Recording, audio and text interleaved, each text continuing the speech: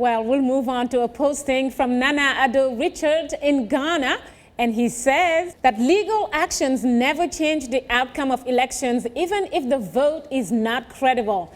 In Ghana, the petitioner were intimidated as it clearly meant they were going to lose the case.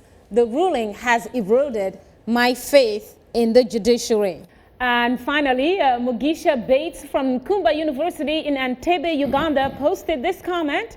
Africa's real problem is a lack of functional institutions. The courts and the electoral commissions are all non-functional extensions of the ruling party.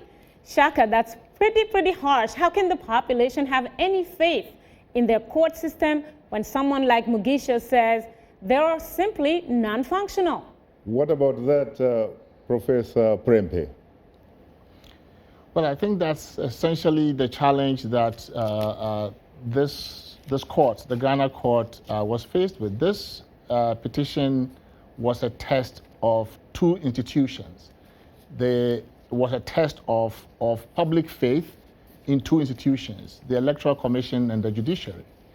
And in a sense, I think that the court failed the test.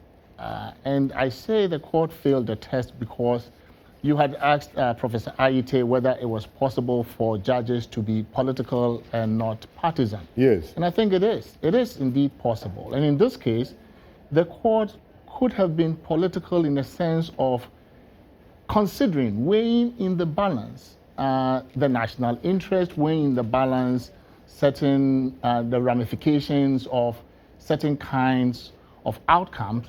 But what that ought to mean is that when it comes to fashioning out the remedy, the relief, then you have to make sure that you calibrate the relief in such a way that the court doesn't get to be seen as the kingmakers. Because I'm uncomfortable with the idea of the judiciary becoming the kingmakers in African elections.